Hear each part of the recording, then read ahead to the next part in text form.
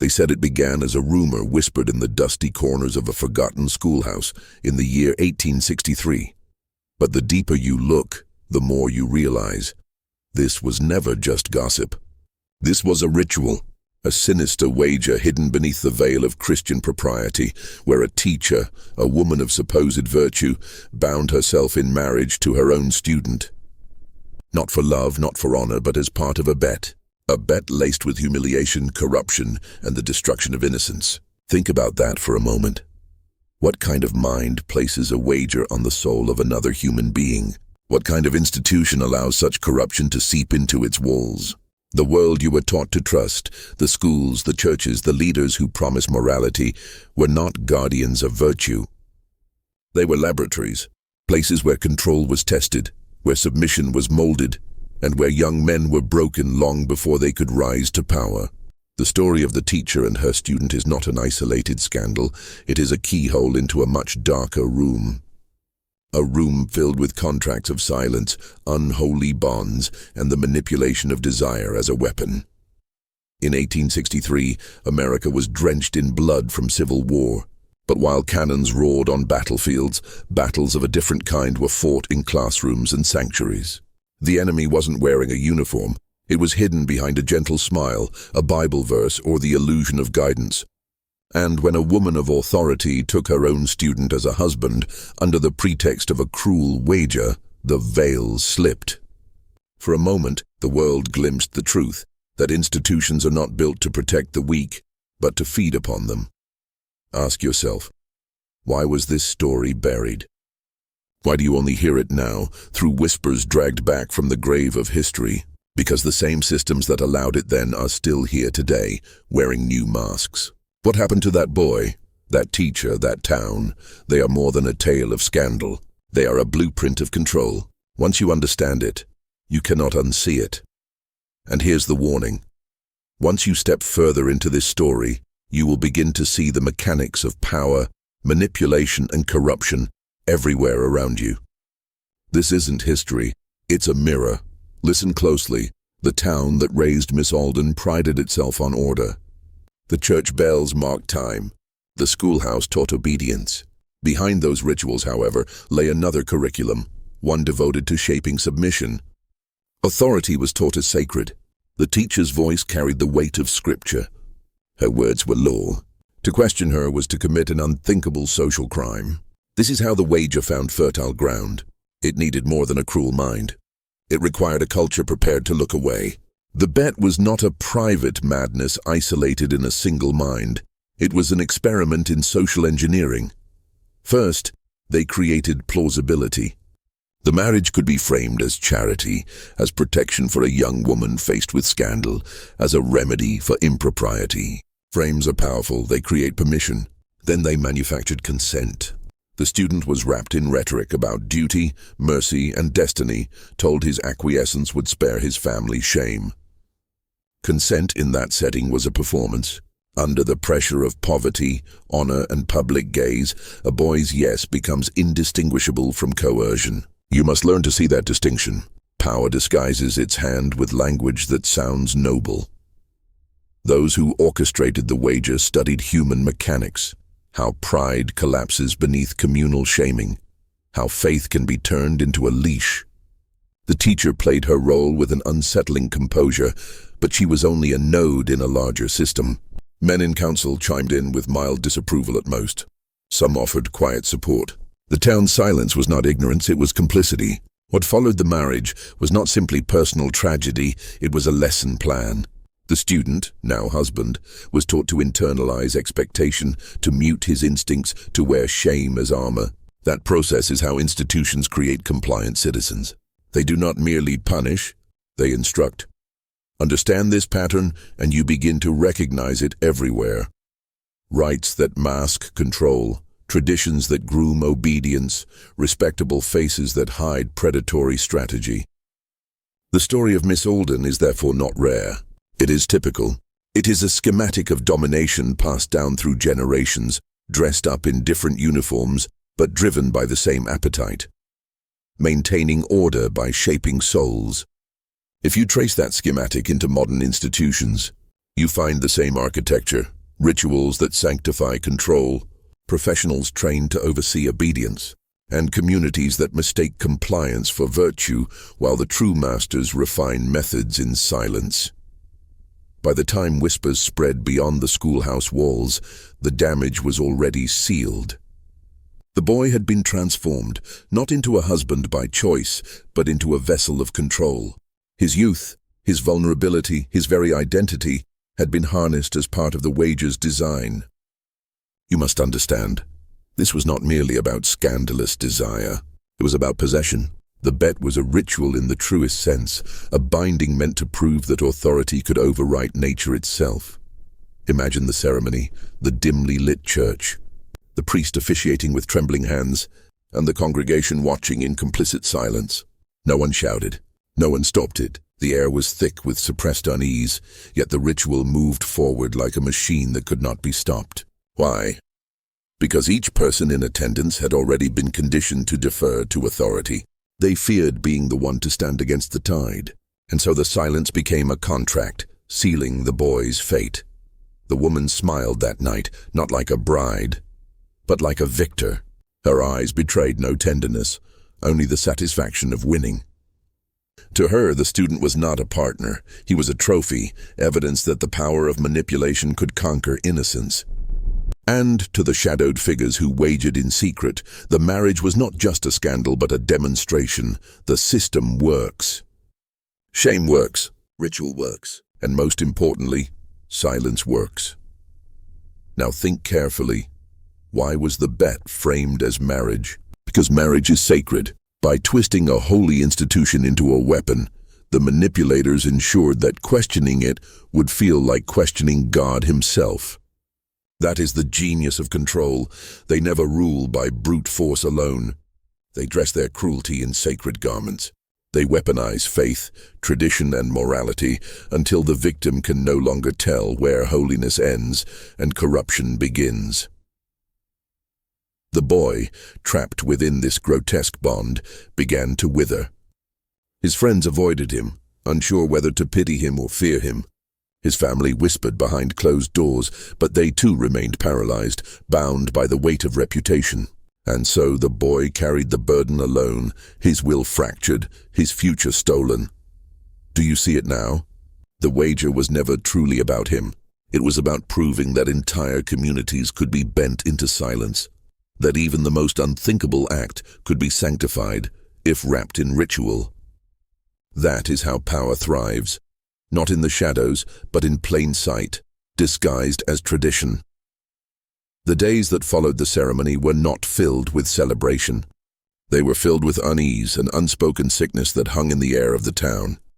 The boy walked the streets with hollow eyes, each step carrying the weight of a sentence he had not chosen. His classmates avoided him. Parents told their children not to stare, and yet no one acted. This is how corruption festers. It does not need the whole community to approve, only to remain still. Silence becomes the soil where darkness takes root. Inside the small house where the married pair lived, the atmosphere was colder still. Witnesses would later whisper that no warmth ever existed there. The teacher, now a wife in title only, treated the boy not as a partner but as property. Every word she spoke reminded him of the wager, as though she was rehearsing the victory again and again. Each meal, each chore, each night was soaked in humiliation. To her, his shame was proof of her triumph, but the bet did not end with the wedding. It began there. Behind closed doors, other figures watched with interest. Men of influence, men who gathered in back rooms thick with pipe smoke, spoke of the marriage like a case study. They asked how long until he breaks. How much pressure can one boy endure before his will shatters completely? This was not gossip, it was research. For them, the scandal was a laboratory, an experiment in control hidden beneath the facade of morality. Understand this. Institutions do not reveal their true purpose in public. The schoolhouse was not only for teaching letters and numbers, it was for shaping minds into predictable patterns. The church was not merely for saving souls, it was for enforcing obedience. And when the bet unfolded, these two pillars, education and religion, converged to produce a living example of submission. A boy reprogrammed by ritual, by fear, by shame. Look closely at the pattern. The teacher was the visible hand. The marriage was the stage. But the true power lay behind the curtain, in those who orchestrated, who observed, who refined their methods through human suffering. That is how systems of control survive centuries. They adapt, they test, they evolve. The victims are forgotten, but the lessons remain, etched into the blueprints of manipulation that continue to govern us today. The boy's tragedy was not an accident. It was engineered. And once you realize this, you begin to see your world is no different. Different costumes, different rituals, but the same machinery. At first, the boy's collapse was quiet, almost invisible. He smiled when expected, nodded when spoken to, and carried out the duties forced upon him. But beneath that fragile mask, his soul was fracturing. Every man knows the feeling of being trapped, trapped by expectation, trapped by silence, trapped by a role you never chose. For him, that cage was not metaphorical. It was his life, and the longer he lived in it, the more he became a study in controlled decay. This is how power tests its boundaries. They don't need open violence to destroy you. They need only to bind you with invisible chains, chains of shame, of duty, of tradition. The boy was the embodiment of that experiment. His will eroded not because he lacked strength, but because the system engineered an environment where resistance itself felt impossible. He wasn't chained to the woman. He was chained to the expectations of the entire town. And that is the most perfect prison of all. The one built from other people's silence. But here is the part most men miss. His suffering was never wasted. The powerful never waste pain. They harvest it. They observe it. They refine it into methods. Just as empires study rebellions to prevent the next one, so too did the hidden architects study this boy's breakdown to refine the craft of control. To them, his despair was data. His collapse was proof that even the strongest natural instincts, youth, freedom, desire, could be rewritten through ritual and pressure. And this, my friend, is why his story matters. Because what they learned in that small town, in that grotesque marriage, they applied everywhere. Schools became sharper tools. Churches grew bolder in their authority. Governments borrowed the methods and refined them for armies, factories, and prisons. The boy's life was not wasted in their eyes. It was leveraged. His suffering became part of the architecture of control that still holds the world in its grip. If you think this is just history, ask yourself, why do men today still bow to jobs that strip them of freedom? To leaders who sell them illusions? To systems that promise safety but deliver cages? The blueprint is unchanged. What happened to him is happening to millions in quieter, more sophisticated forms. His collapse was the prototype. Now the question becomes, what did the wager truly serve? Not just ego, not just cruelty, but something far more ancient. The ritual of breaking men before they awaken to their own power. The deeper you descend into this story, the clearer it becomes. The wager was not just a cruel game between a teacher and her peers. It was a demonstration staged for hidden sponsors, figures who rarely stepped into daylight, but whose influence stretched through every corner of that town. These were not teachers, nor priests, nor simple townsfolk. They were the architects, the ones who needed proof that human will could be bent, broken, and reshaped through ritual humiliation. Think of them as the silent investors of corruption. They wagered not for amusement but for knowledge. They wanted to see if a single woman, cloaked in the authority of virtue, could drag a boy into obedience against his very instincts. If she succeeded, it meant the formula worked. And what is proven on one can be scaled to many. That's how control spreads. It begins as a grotesque experiment in the margins of society, then becomes doctrine. Records of their meetings are scarce, yet patterns emerge in whispers and confessions. The sponsors studied the boy's descent like physicians studying disease. How quickly did his pride collapse? How deeply did shame take root? Did fear of community outweigh his hunger for freedom? These were not idle questions, they were measurements. The boy was not seen as human. He was a variable in their equation, and here lies the darkest truth. Their wager was never about him alone. It was about you. About every man who would one day walk into a school, into a church, into a system designed not to liberate, but to condition. If one boy could be bent so thoroughly, it meant millions could be engineered the same way. Through silence, through ritual, through the slow corrosion of identity. This is why the story was buried. If it survived in memory, it would reveal too much. It would show the blueprint of manipulation, laid bare in the broken body of a child forced into the role of husband. It would prove that institutions are not accidents of history, they are instruments of design, sharpened and tested generation after generation. So understand this, the marriage was never the end game. It was the proof of concept, a ritual stage for the powerful so they could refine their craft of dominion. And once the experiment succeeded, they knew the world itself could be ruled through the same invisible chains. The true horror of this story is not just in what was done to the boy, but in what he became after. At first, his resistance flickered like a dying candle. He muttered in private, he dreamed of escape, he even prayed for release. But over time, something inside him began to change. His will was not simply crushed, it was reshaped. And this is the most insidious form of control, when the victim begins to wear his chains as though they were his own choice. Psychologists call it learned helplessness. But the architects of power understood it long before any textbooks existed. They knew that if you trap a man in shame long enough, he will stop struggling. His instincts of rebellion dissolve, replaced with an instinct to comply. And once that switch is flipped, he is no longer just a prisoner. He is a disciple of his own captivity. That is what they wanted to test in him. Slowly, the boy began parroting the very words used against him. He spoke of duty. He told himself it was God's will. He convinced himself that suffering was purification. The same community that had once pitied him now praised his obedience. And here lies the trap. They weren't praising him. They were praising the system that had successfully broken him. But here's where it becomes truly monstrous. The boy, now hollowed out, became a mirror for others. Younger students looked at him and thought, this is what happens if you resist. This is what happens if you stray from obedience.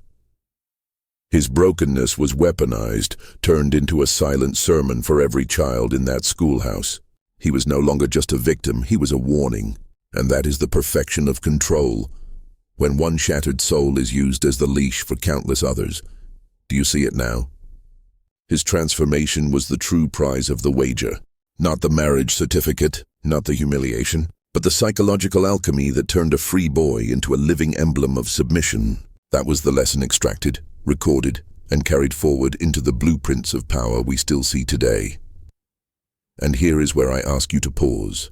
If you've followed me this far, if you feel the weight of what's being revealed, I want you to type this phrase in the comments twice. I see the chains. Do it not just for the algorithm, but as a signal to yourself that you refuse to be like him, that you will not let silence or shame shape your will. Say it twice because transformation is not passive, it is chosen. Every system of control eventually reveals its cracks. No matter how polished the rituals, how sacred the justifications, how silent the community, there are always a few who see through the veil.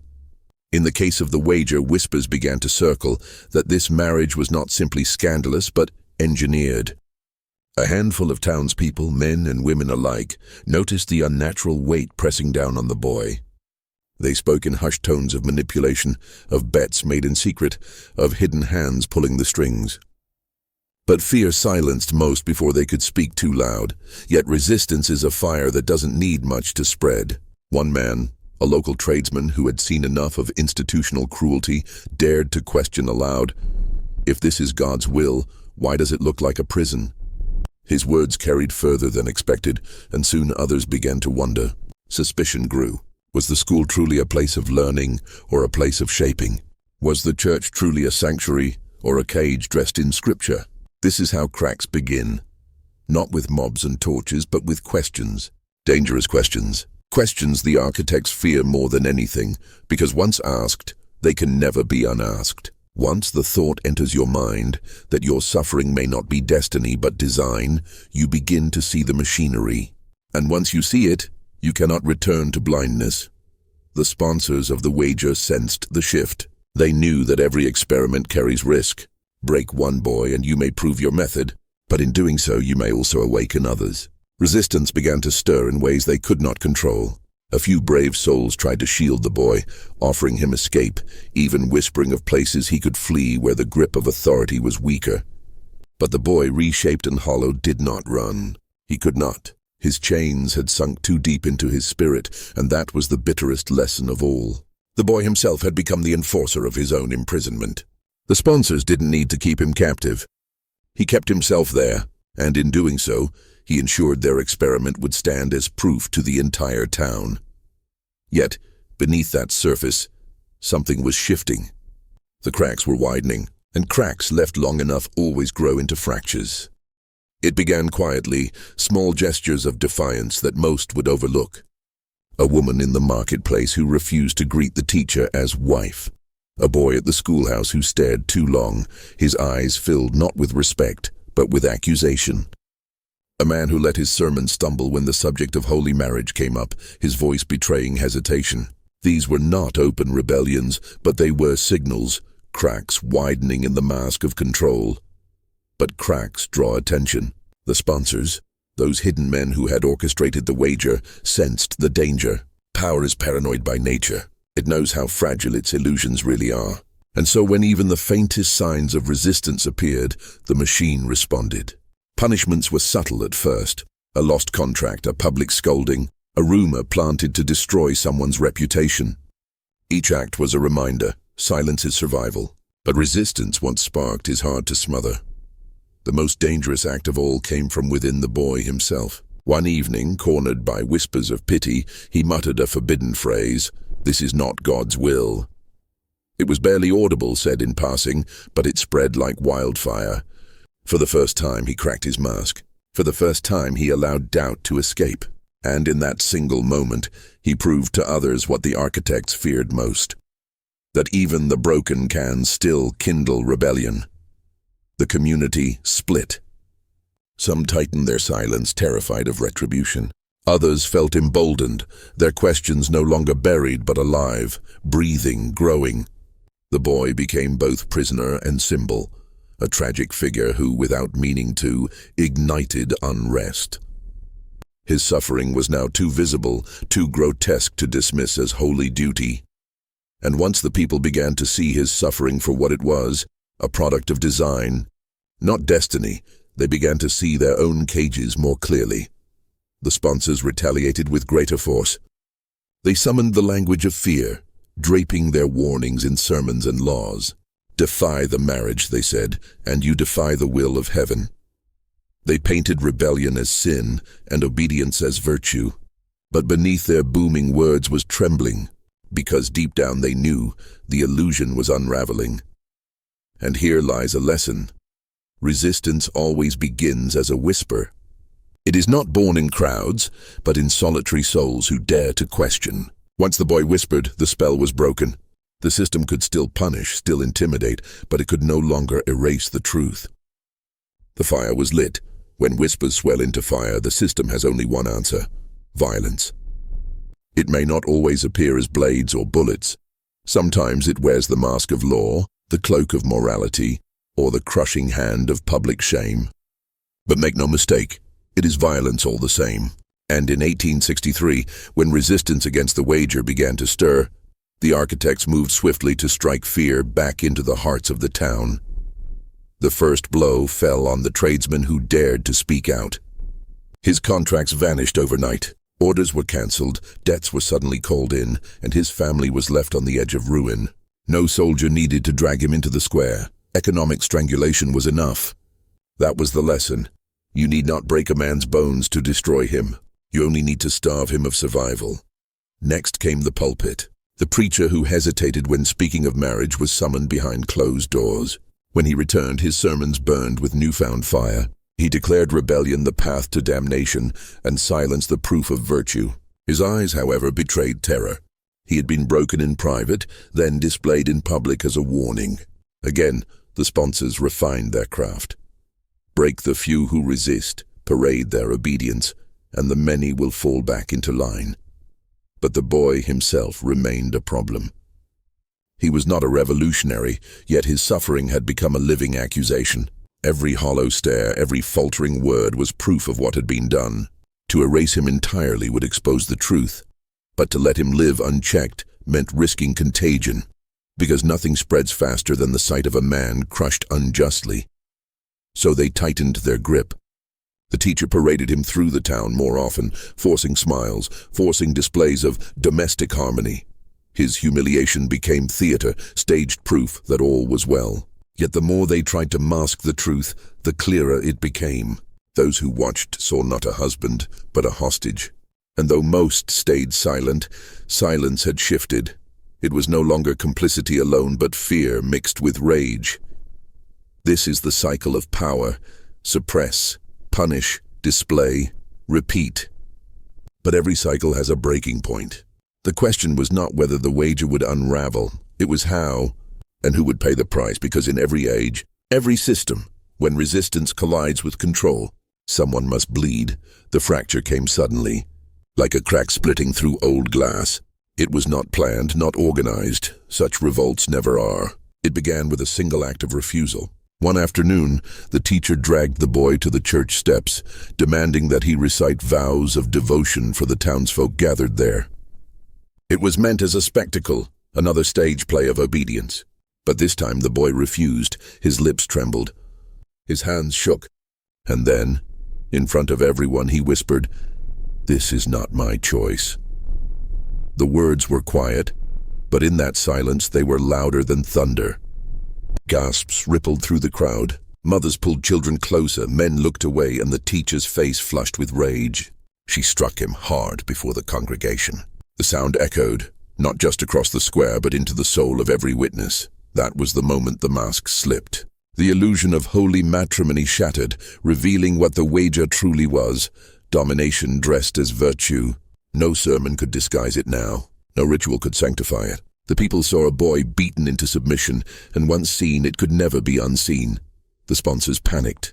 They moved swiftly to contain the fracture. They declared the boy possessed by rebellion, claiming his words were not his own, but whispers of the devil. They told the town that his resistance was a contagion, a threat to God's order. But propaganda has limits. Once reality pierces the veil, it lingers. Some of the crowd began to murmur, not with fear, but with fury. A mother hissed, "He is only a child." A young man muttered, "This is not God's justice." And just like that, the silence that had protected the system for months began to erode. The people didn't storm the church or burn it to the ground, not yet. But they began to see, and once men begin to see, control slips. The boy was dragged away, punished behind locked doors. Rumors whispered that he was locked without food, forced into ceaseless prayers until his body nearly collapsed. Whether true or not, the people believed it. And belief is the architect of revolution. Do you understand what happened here? The boy's refusal became more powerful than all their rituals. One moment of defiance cracked an institution that had stood for decades. That is the danger to every system of control. It only takes one voice, one act, to expose the whole structure as a lie. The sponsors had seen enough. They understood a basic law of power. When cracks appear, you must strike fast and hard before doubt spreads like wildfire. The boy's refusal had pierced their illusion, and now the whole town trembled with dangerous awareness. If they let him stand, others might follow. So they did what institutions always do when cornered. They tightened the noose. The teacher, now little more than a vessel for their will, was instructed to crush her husband publicly. Within days, the town was summoned to the square. The boy was brought forward, gaunt, his eyes sunken yet still burning with that faint spark of defiance. The sponsors cloaked the gathering in ritual, prayers, hymns, verses meant to sanctify what was about to unfold. They wanted the spectacle to look holy, not cruel. But holiness is just the velvet glove on the iron fist. The boy was commanded to kneel, to beg forgiveness, to recant his words of rebellion. He stood instead. His body shook, but he did not bend. That refusal, frail though it looked, was the most dangerous weapon in existence. Authority cannot survive when its victim refuses to consent. The crowd saw it. The sponsors saw it. And they knew, if he continued, he would ignite the town into full rebellion. So the sponsors acted with precision. They unleashed a wave of fear across the community. Families who had murmured in support of the boy suddenly found themselves accused of heresy. Merchants who whispered sympathy lost their livelihoods. A young man who had defended the boy disappeared one night, never seen again. Fear returned like a storm, silencing the embers of resistance. And the boy? They broke him in the most insidious way, not by killing him, for martyrs create legends. Instead, they shattered him slowly. Starvation, isolation, humiliation. He was paraded through town again and again, no longer defiant but hollow, his spark extinguished. The sponsors had turned him into something worse than dead.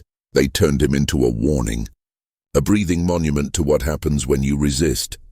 The town fell back into line. The questions quieted.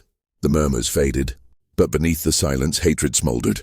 The people obeyed outwardly, but inwardly, they carried a truth they could never erase. They had seen the system's face unveiled. And once seen, it cannot be forgotten. This is the paradox of power. In trying to kill defiance, the system plants the seeds of future rebellion. The boy was destroyed, but his shadow became immortal. When the boy's body remained, but his spirit was broken, the sponsors congratulated themselves. They believed the lesson was complete, the order restored. But what they failed to understand is that suppression is never the end. It is only the beginning. For every man silenced, a legend is born. And legends spread faster than any sermon. It began in whispers carried by travelers and merchants. They spoke not of the marriage, not of the so-called holy union, but of the cruelty hidden beneath it. They spoke of a boy forced into chains of shame, of a teacher who became the tool of a darker wager, and of a town complicit in silence. The story warped and twisted as it traveled, becoming less a scandal and more a parable. To some, it was a cautionary tale of corrupted authority.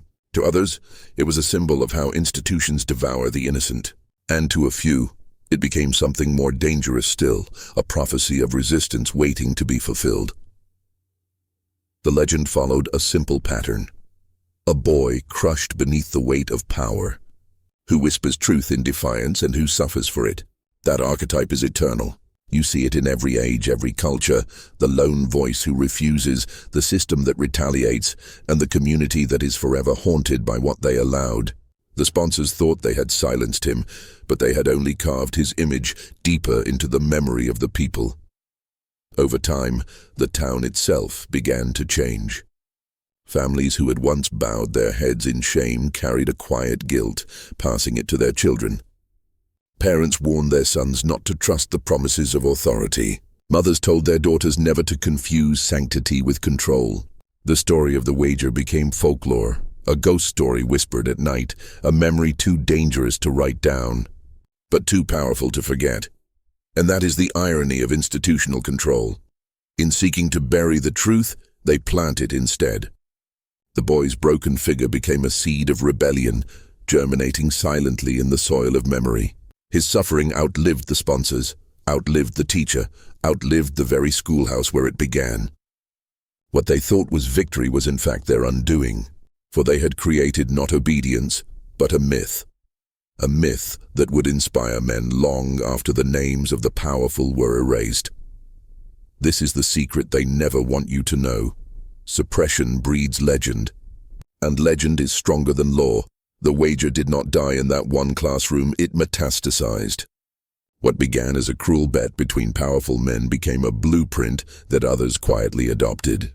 Institutions watched, learned, and sharpened the method. If a boy could be broken through humiliation, what about a congregation? A nation? An entire civilization? You see, the logic of the wager was simple.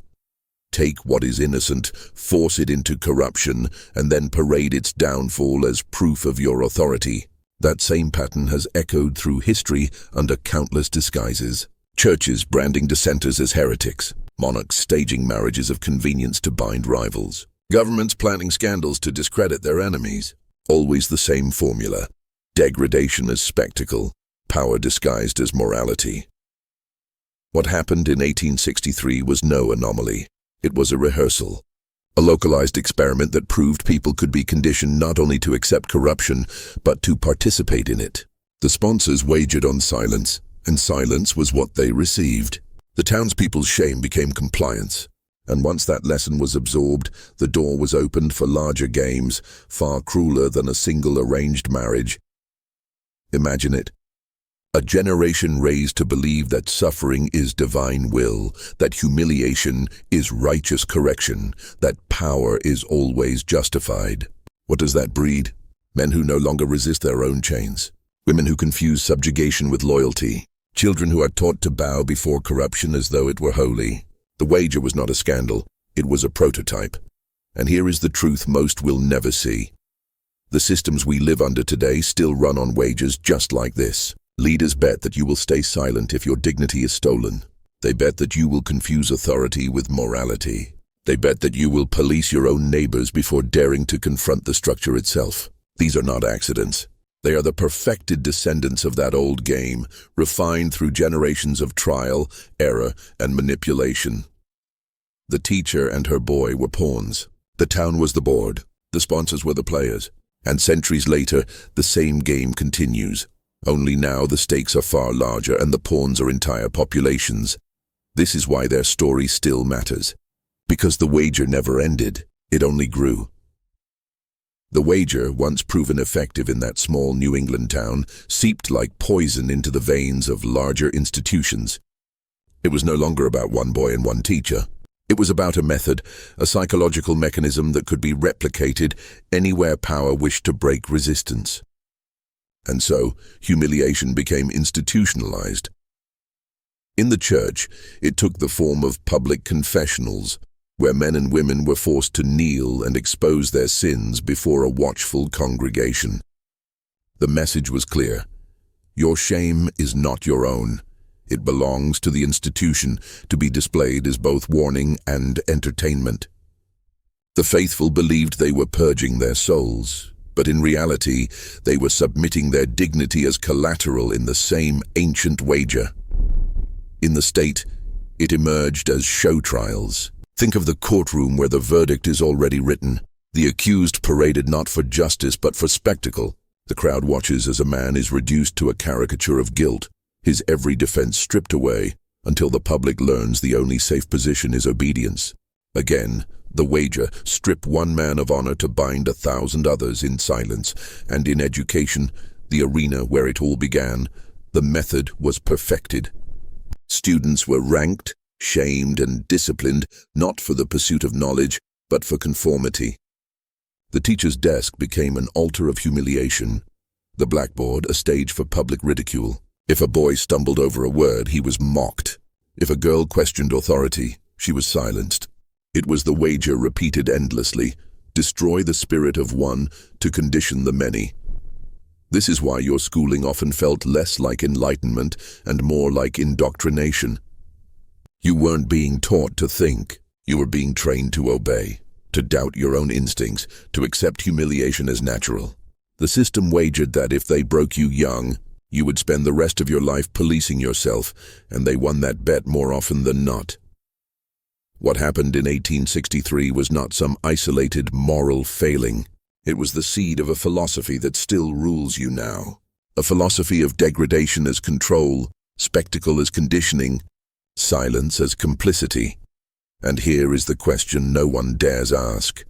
If humiliation is the currency of control, how many wagers are being placed on you right now without you even realizing it? The mask slips when you begin to notice patterns, when you recognize that what was done to that boy in 1863 is still being done to men today, only with subtler tools, hidden in plain sight. Humiliation has become the invisible architecture of society, and its sharpest blade is aimed at masculinity itself. From the moment you are born, you are wagered against yourself. They tell you to be strong, but punish you when your strength threatens the structure. They tell you to be independent, but mock you if your independence strays from their path. They tell you to lead, but only in ways that serve their agenda. Do you see the trick? The system bets that you will spend your life wrestling with chains you cannot name, wearing yourself down until you no longer resist at all. Look closer at modern rituals, social shaming paraded on screens for millions to consume. Men crucified in headlines long before the truth is known. Careers destroyed not for crimes but for defiance. Entire populations forced to confess their guilt, not for what they've done, but for what they are told they represent. It is the same wager repeated. Break the spirit of the few and the rest will regulate themselves. But it goes deeper. Even in private moments, the conditioning lingers. You doubt yourself. You silence your voice before it is even spoken. You second-guess your instincts, fearing ridicule, rejection, or exile. This is not weakness, it is programming. The wager works because it rewires your sense of identity, teaching you that the safest man is the silenced man. Yet here lies the hidden danger for those in power. Not every man breaks. Some awaken. Some begin to see humiliation not as proof of failure, but as evidence of manipulation. And once you recognize the wager for what it is, a game designed to break you, you can choose whether or not to play. That is when control begins to crumble. The boy in 1863 had no guide, no mentor to reveal the pattern. He was devoured by it. But you are hearing the truth now. The same forces that crushed him are arrayed against you, hoping you remain blind to the game. The question is, will you? This is the moment where the descent becomes choice. You have seen the pattern. How one wager in 1863 became a model of control.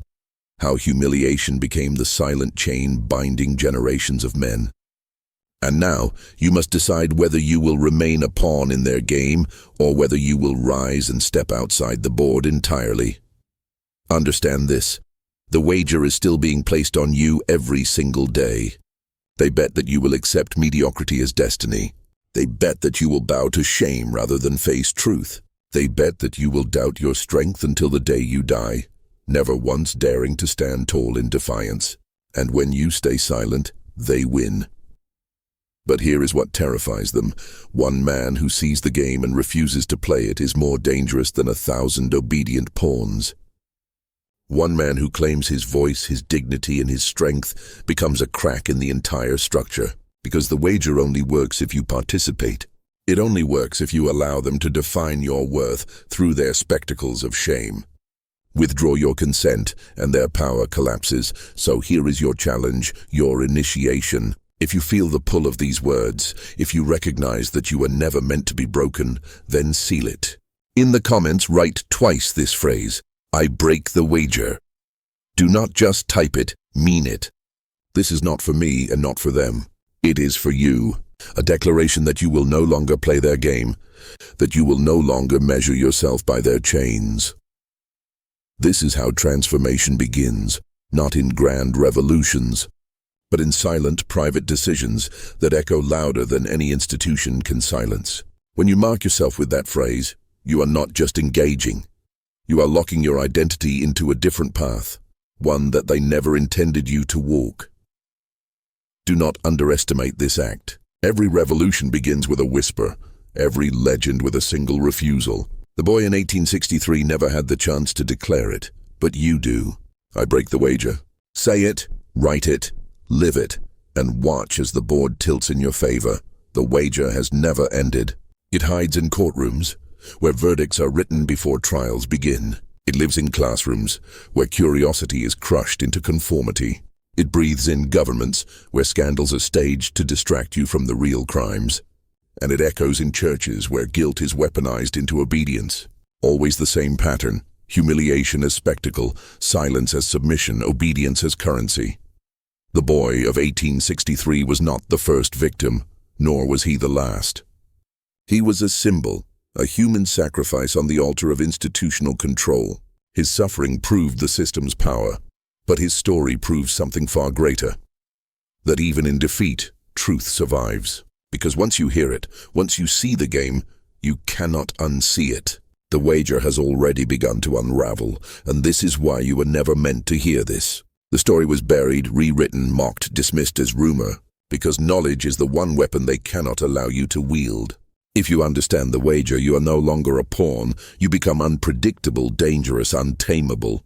And that terrifies the architects of control more than anything else. But make no mistake, they will try again. They will come for you not with chains, but with shame. They will not strike you with swords, but with silence. They will try to make you doubt your worth, your strength, your sanity. They will place the wager on your very soul, betting that you will bow as countless others have. And here is where history changes, because now you know the truth. And the truth is this: the wager only works if you accept the terms. Break them and the game collapses. Refuse to be humiliated and their power dissolves. Stand tall in defiance and the spell is broken. The boy in 1863 was forced into silence. You are not. His story was a tragedy. Yours does not have to be. The wager is alive, but so is your will. And when one man breaks the cycle, the entire structure trembles. So remember this as you leave. Humiliation is their weapon, silence their shield, obedience their victory. But your refusal, that is the end of their game. The wager is before you. Choose wisely.